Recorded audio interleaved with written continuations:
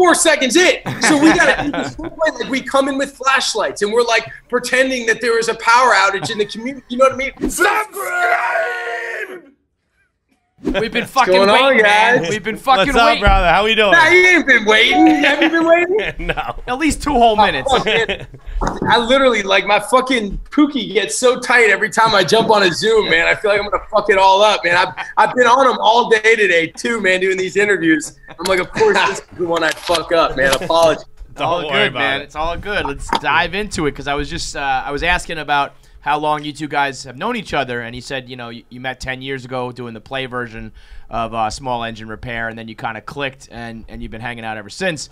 And I would imagine in your industry, when you find another guy or girl who's just like normal, and you're just like, you know, I can fuck with this guy, you know, like it clicks, and it's just like in an industry full of fucking weirdos and snakes and all that shit, it's like, all right, this guy's just normal. Yeah. No, that was definitely the case with us, man. Is like, he's fucking guy. No, it is, man. There's some real. He's not normal at all. He's a fucking weirdo. Look at him in his backyard right now. His wife doesn't talk to him. Maybe normal. His kids don't talk to him. He ain't fucking normal. Who are you calling normal, bro? I was gonna say he just moved a random broom. I did. I had a broom. Yeah.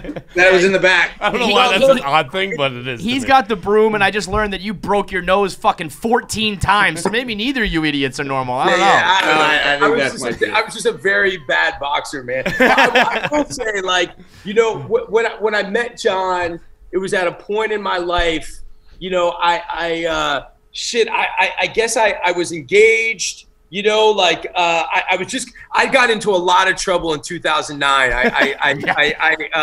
I got in really big fucking trouble, and I kind of had a life of like making terrible mistakes and a lot of terrible mistakes. And I kind of met him. I was being sued by a guy who was trying to steal my dog, and I ended up hitting a guy. He got real hurt, and he saw my poster. I was on a poster for Night at the Museum at the time. The guy saw it, figured I was an actor with a lot of money. He was suing me for a lot of money. And I was really in the process of trying to kind of clean up my life. I quit drinking. I got engaged to my girlfriend a long time. Is now my wife. You know, we got 3 kids together. But it was right sort of at that time when Jon kind of came into my life, and this project came into my life. And you know, one of the first things he did is he gave me this book called Townie, which is all about this guy, this relationship to violence and kind of like growth and getting out of a lot of shit. And you know, seeing Jon and him being a dad and a husband and sort of, like you said, just a real genuine blue-collar guy in a profession where that's kind of hard to find at times, we connected immediately. And I was so fucking taken away I was just so taken with his work, with how good this script was. And, you know, that play, this teeny little humble play in a 40-seat theater in the middle of nowhere in LA at like a 10:30 show, it was like exactly what I needed, and it was the beginning of something that was so truthful and honest. So to kind of carry that through over 10 years of friendship has been really beautiful and a real gift. It is. It does look like so. I watched it this morning. Bought it with my own money. No big deal. If you guys want to reimburse me $6, Venmo over here. But I watched the trailer and I was like, oh, I was all in on the first half of it, because the first half is. It seems almost like, you know, just boys getting back together, a little brotherhood. And I was like, fuck yeah. And I told Jon earlier that I'm from the area. I'm from New England, so I could relate to everyone pretty easily, because like I said, we're all scumbags. And then it takes a stark turn the second half of the trailer. And I was like, oh fuck, I'm really, really in. And I think that's hard to do, like tell 2 separate stories almost in one story. And I thought you guys fucking nailed that. I thought it was so good.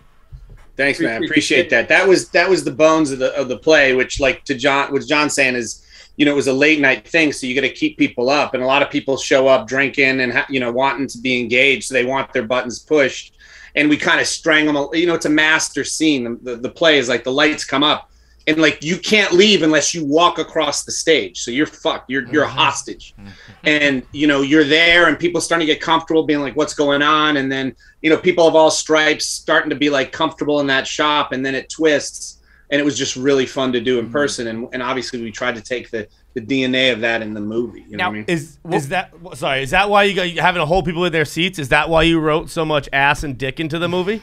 I think we see John's ass, we see Shay's ass, we see Shay's piece, which is a nice piece apparently. You don't often see dick. You don't get to see many pieces out there. I appreciate a good piece. Can you imagine on stage? Can you imagine that? That was in a little teeny black box. I mean, it was literally like bumping people in the chin when he whipped it out on the stage. Was it? Is it something that was? So you said like you performed it for 40 people. Was it something that you've done? You know, did it have like a run in as a play? Like, did it have? No. It was a huge hit in LA. It went from that 40-seat house, we went to a 100-seat house, and then it transferred again. Ran for like almost a year. And then it transferred to New York. It's actually the play's been done like all over the world at this point. Usually like smaller, edgier theaters, you know. But the LA one, which we started, to your point, was like, we're like, this is going to be fucked up. We're really going to be pushing, very provocative. We didn't know how people would react, and it really got embraced by, especially the theater community, like the artistic community saw the artistic merits in it, and not just sort of the provocative, you know. What's a better feeling or a bigger accomplishment or however you want to call it, making it into a film like this, or the fact that it's been done all over the world from other theater companies, like you said? Well, I mean, look, the movie's like, you know, I realize this is a really good question because the other day it occurred to me that, look, when you do a play, you're getting a feedback loop from the audience. I mean, there's nothing like that. It's like playing live music. It's incredible. And when we made the movie, you know, we never really had that experience because COVID hit and like we couldn't do the festivals. They were, you know, they were shuttered. But I realized, it kind of hit me the other day that I was like, the pinnacle moment for the movie to me was making it.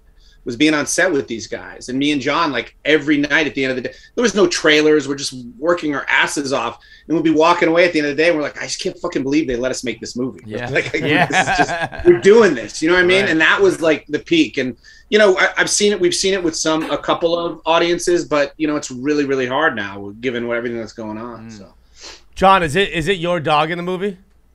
It is, man. I knew it. So that dog, Boss, he's a legendary dog, man. I mean, like, I know a lot of people talk about it, but like that dog's literally. So when we were doing the play 10 years ago, that dog was backstage for every rehearsal and every performance. He was there. And then 10 years later, he was dying. Literally, he had cancer. They had given him 2 weeks to live for like 2 years. He just kept on going. And Jon's dream was always, we gotta have Boss. We got to have Boss in the movie. And I had this little pit bull at the time named Bam Bam. So Bam Bam plays Boss in the flashback scenes. And so, yeah, man, he was on set. Wow. Like, he was really the most coddled member of set. Like, he'd be in a little warming car. We're all freezing our tits off. That's a great story. Shit. Yeah, man. But Boss, he's very much, you know, the DNA of that thing, man. A super special dog, and he definitely touched everybody. Now, I know.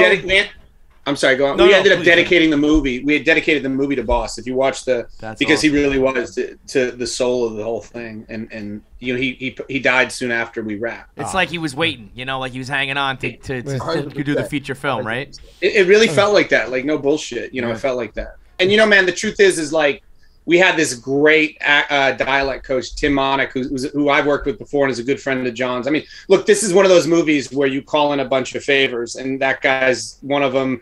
You know, look, I'll tell him, man, you work with Bernthal, and you know, you love the guy, and if people who love him really love him and are like, hey, whatever you need, because that's what he does for them. Mm-hmm. So you call, like, our stunt coordinators were all guys from The Punisher, like Marvel guys. Like, you know, our makeup lady was from The Punisher. I mean, Rachel. I mean, like, all these great people that know Jon and they know his brand, and they're like, well, they read the script and they're like, this could be a lot of fun if Bernthal's on board. So you get it. But the accents, for me, it was like, what they always get wrong, and you know this, is everyone does the Good Will Hunting accent. They do the South Boston thing, which is a great accent, but it's so like Brooklyn is not all in New York.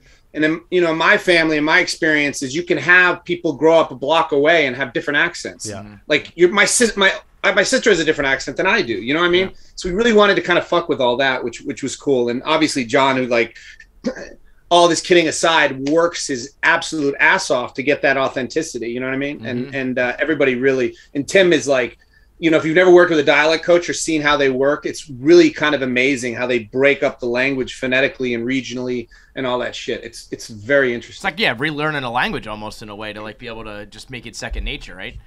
Yeah, because you got to throw it away. Right. You know what I mean? You got to, like, not be, you know. What's more nerve-wracking? I feel like doing the play on stage, trying to nail the accent, trying to do, you know, everything in front of those 40 people, for me would be way more nerve-wracking than trying to film this movie. How did you feel about that? Is it what's more pressure? I don't know.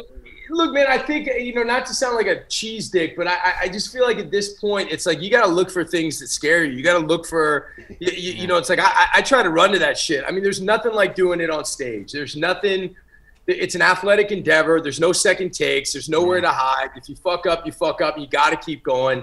I think that's great, man. I mean, there was a night when we were doing that play where, you know, there was a show that went on before us, and then, you know, their audience would leave and our audience would come in, and our play starts, and literally 4 seconds into the play, the power goes out in the entire theater. I mean, the fucking power's out, right? And anywhere else, if you're on an airplane and the power goes out, guess what? You don't fly. You know what I mean? If you're at a restaurant and the power goes out, like, you got to go eat somewhere else. But theater people are so freaking, it's like the show must go on. Yeah. Dude, we're 4 seconds in. So we got to, like, we come in with flashlights and we're like pretending that there was a power outage in the community. You know what I mean? And these poor people, there's like 7 people in the audience. They're like, I got to sit through this bullshit in the dark. You know, like, the show must go on. But there's something so great about that. There's something about the live theater that's so immediate. I say that's where the big boys play in this thing. You know what's cool is halfway through that show, the whole audience turned on the lights on their phones and they're shining it. It was like a very communal thing. It was a terrible show, but it was cool. I'm sure awful. It was awful because shit was breaking. You're on it. People are laughing at dumb shit. How awful is bombing a play? Because, you know, like, comics will eat shit and you know, you get through your set and you're like, well, that was trash.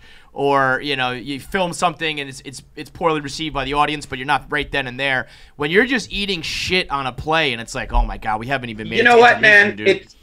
It's interesting. And material like this, which you'll have nights where people are laughing their asses off. And then you'll do the same shit the next night with just as big of an audience and there's no laughter.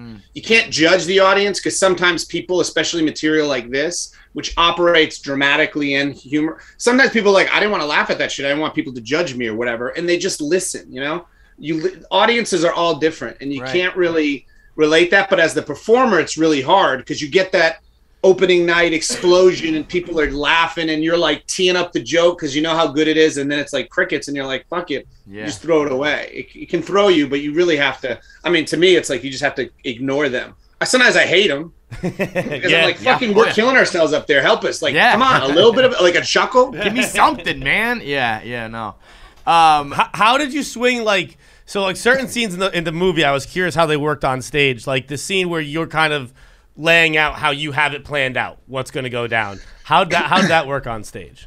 Go ahead, Johnny. I was just gonna say, I mean, that you got to remember, like, all that shit happened in the play. Like, the way, like, we don't want to give it away here, but like the way that the things resolve, like the end of the movie, like what they decided, like, we did that on stage. And not only did we did that, we like told the audience we were gonna do that because we came up with the plan.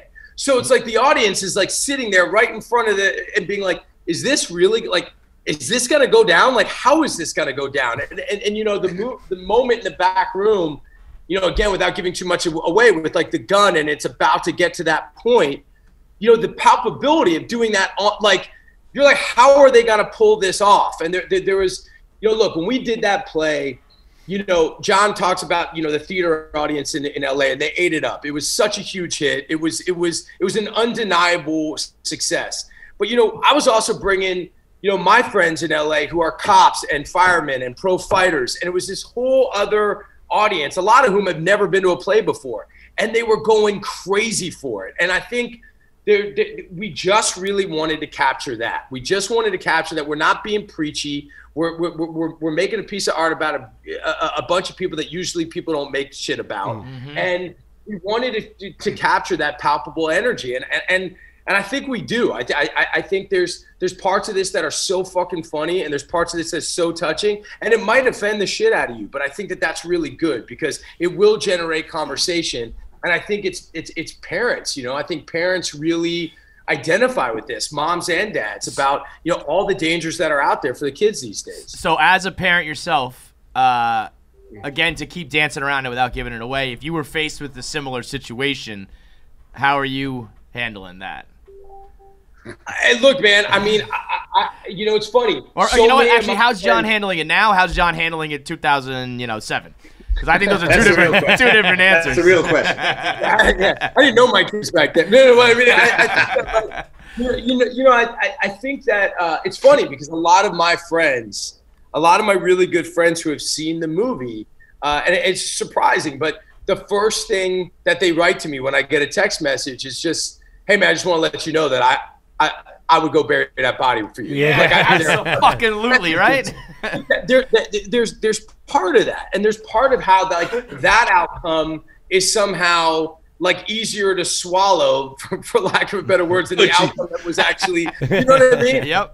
Something just like we gotta look at ourselves and be like, how come this is super offensive and fucked up, but this is something that we've seen in movies totally all the time. Yep. But like so many of my friends would be like, "Oh, dude, I would have done that for you in a heartbeat." Like that's their big takeaway. You know, there's something to that. I know I've heard you explain the story, you know, more in depth about your life on Joey Diaz's podcast and whatnot, and it almost seems like the polar opposite lifestyle to what like a stereotypical like theater actor life would be. Were you? I mean, but you were living both of those lives at that same time, right? Yeah, man. I think, look, man. You know, I'm a dad, man. I got 3 kids. I'm super committed to my wife. My life now is about my work and about my family, and that's kind of it. It's not who I always was. And I think that there's a time in my life that there's a certain kind of energy and a certain kind of way of living my life that I was super attracted to, that I hit rock bottom on many times and never learned my lesson. I kept going back to that fucking well, kept on making these big mistakes. And look, when I look at it in totality, you know, I'm grateful that I got out of that. I'm grateful that I moved on, but I'm also grateful that it happened because I think it shaped who I am as a father. It shaped who I am as a man and definitely as an artist. I think only if you've kind of been in those valleys a little bit can you know what it's like to walk out of them. And the same energy that I think, you know, at one point got me into a lot of trouble, this sort of recklessness and this abandonment, seeking danger. Like now I can really put it into my work and it really serves me. It's putting food on my kids' table and putting clothes on their back. And I'm getting paid to do what I love more than anything else in the world. And I think these things are super connected. Now, was I think... Sorry. Go ahead, Jon. No, I was going to say is like, first of all, in terms of Jon and I clicking, connecting, it's exactly what you're talking about, like somebody who's real and not. But I would say there's a misconception that theater people are... They're fucked up, man. You do a play and you'll never see anybody drink as hard or smoke as hard. Like a lot of really intense artists, if they didn't have that outlet, would fucking blow their brains out or somebody else. And you see that again and again. And in the theater world are some of the most badass people I've ever seen.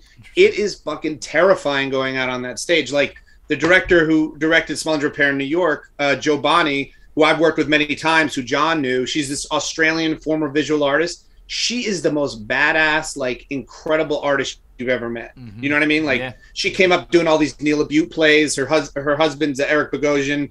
She did all this shit. And you're just like, that's all forged in the theater world. Like it's different than showing up on a TV show and having like, you know, somebody phoning in their role for a dozen years. Like theater it's no joke. It's like a full contact You're doing it because you love it. You're not getting paid a lot of money. There are no big accolades. You're doing it. The accolade is getting to do it. The accolade is getting to do it in front of those people and with these people. And it's not for cowards. It's that's why I asked, because like I said stereotype, because you know there is sometimes this thought about you're theater kids, but it's almost like the people from that other walk of life would probably be terrified to step on a stage and do that. You know what I mean? Like the tough guys are like, I'm not going out on fucking stage. Theater kids at my high school were the meanest motherfuckers on the bro. I'm not. You don't laugh.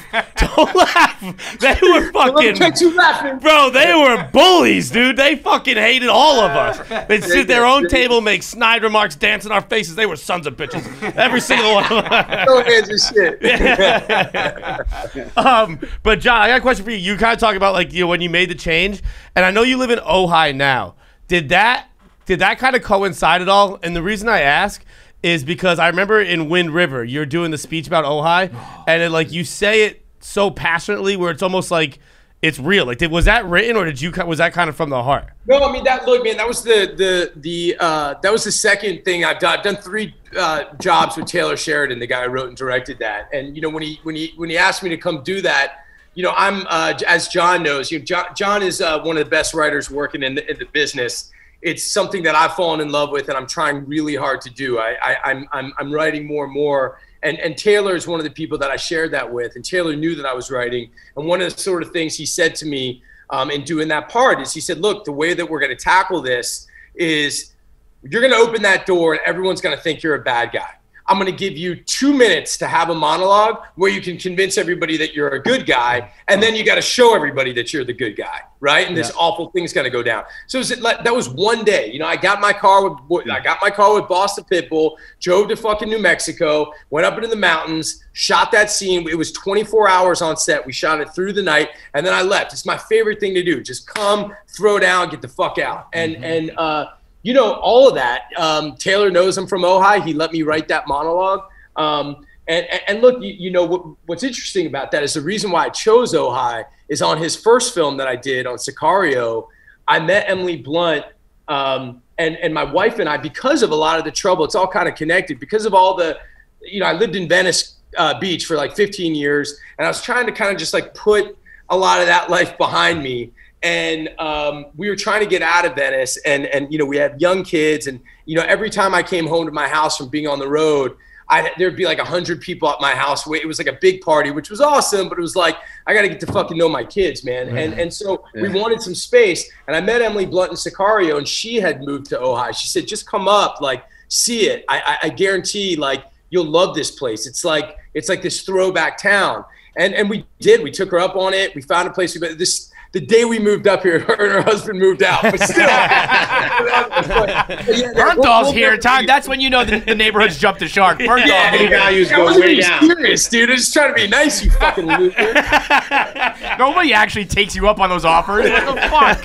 He's like, we're not going to hang out, dude. That's not Did I see also you spent some time over in Russia? Yeah, and I was gonna say that, when you're talking about the theater kids, no joke, man. I got in some trouble when I was younger. I played some sports in college, and I kind of got into acting, and I couldn't finish college, and I really wanted to know sort of what to do, like how do you become an actor? And I went to this woman, Alma Becker, my first theater teacher. She married my wife and I, and she got me an audition for the Moscow Art Theater in Russia. And this is Moscow in the late 90s. It was the Wild West. I mean, the mafia controlled everything. There were shootouts at the Duma, which is like their Congress. The Chechens were blowing up apartment buildings. It was a city that was just so filled with beauty and brutality, and these two things kind of going at once. And I got to say, as a kid from DC who thought I was like tough and thought I was like, I understood the streets, Moscow blew my fucking mind open. I mean, it was a whole different deal. But being an actor there is an unbelievably masculine thing. It's you need to know how to move. You need to know how to fight. You need to know how to dance. You need to know how to handle yourself. And that's the world that I came up in as an actor. That's what sort of prepared me. And my teachers all fought in the war against Afghanistan. My teachers were hiding. Yeah, I mean they were serious dudes, man. And that's just kind of that sort of shaped everything for me. And so how we started this conversation about finding real folks that kind of speak your language. That's how I felt when I met Jon. I was just like, okay, immediately here's a guy who grew up in a similar way, has a similar sensibility.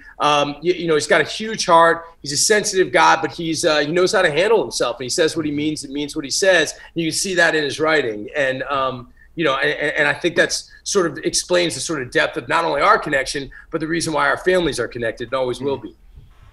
Yeah, I mean, two guys like you, there's in all our experiences, like I usually can tell right away and during just like these little interviews when it's like, oh yeah, those are just real guys who are like good friends. Well, it's not a front. It's not just because you're acting together or doing whatever together. It's like, yeah, these guys would be doing this whether they were fucking working as mechanics or or in this industry. So it's good to see that. Look, it's been a real blessing. My daughter was real young. We first met, and John's incredible wife, Erin, who was super pregnant when we first met, and, you know, seeing the kids kind of come up and, you know, getting to hold the babies and see that whole thing happens and, you know, see Jon become a dad. It's just like, by the way, I can't even fucking believe it's been 10 years. I'm like, it's no bullshit. It literally does not, it feels like 2 years ago. You know what I mean? How quick that time has gone by. When did you start trying to, like, when did you think, like, okay, we're going to go movie with it?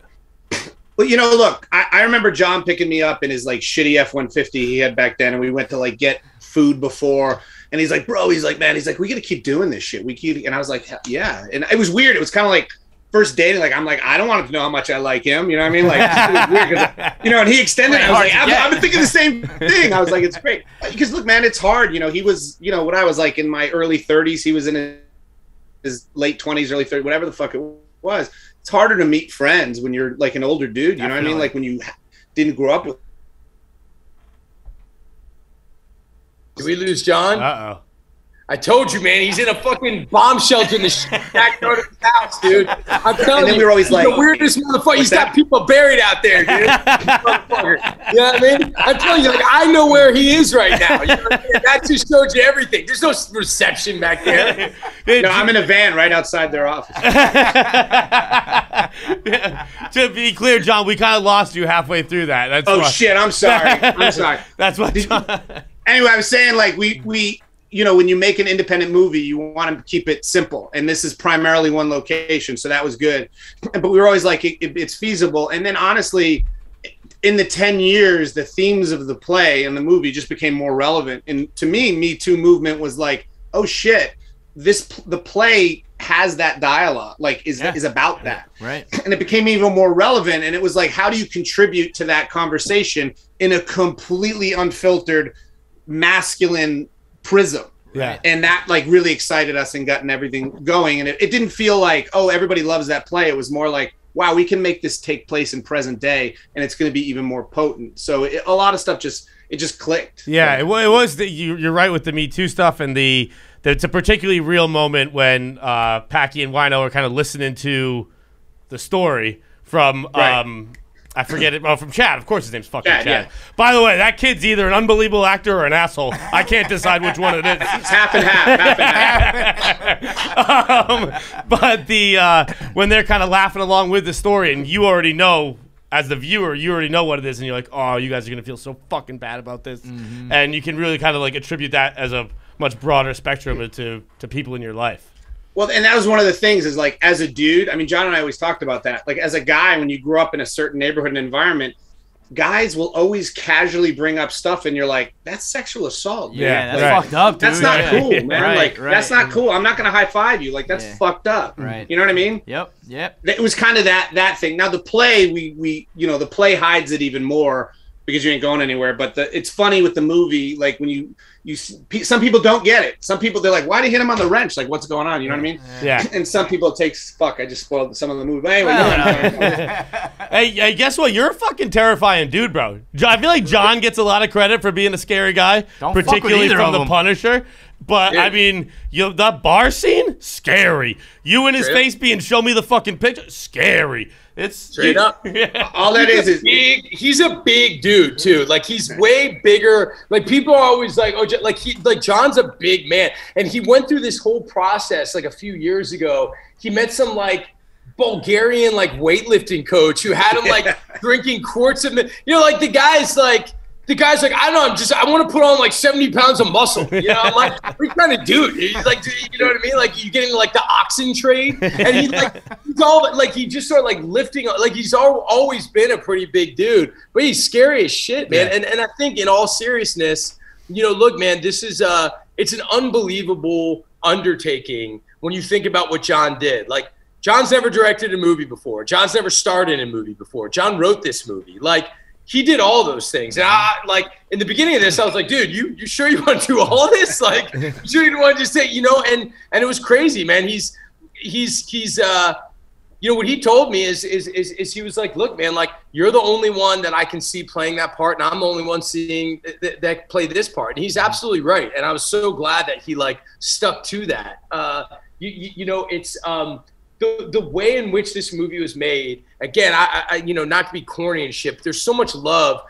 I think it's the same in anything. I'm sure you guys have the same shit. If one of you guys is being an asshole, if one of you guys is like kind of fucking up, I'm sure you guys are close enough to be like, dude, you're fucking up. Why are you doing that? I think only when you can kind of get rid of all the sort of like polite protocol, hierarchy bullshit in life can you actually like make something good. And I think our industry is just like plagued with that stuff about, well, what number are you on the call sheet, or the producer said, like, everyone is there working their ass off. I don't care if you're in electrics, if grips, makeup, a teamster, like we are all there working together. And the sooner we can just get rid of all the bullshit, best idea wins, get your ego out of it. What do you got? And like Shia could turn to me in a take and be like, dude, that was shit. Do it again. I'm like, fuck it, let's go. And like, dude, what if you try it like that? I'm like, oh man, he's offending my performance. Get the fuck out of here. Man, the whole world would be a better place if everybody. Just let it go, man. But like, we're all after the same shit. We all love our kids. We're all trying to have, create the best world possible. Just be good to each other, respect each other,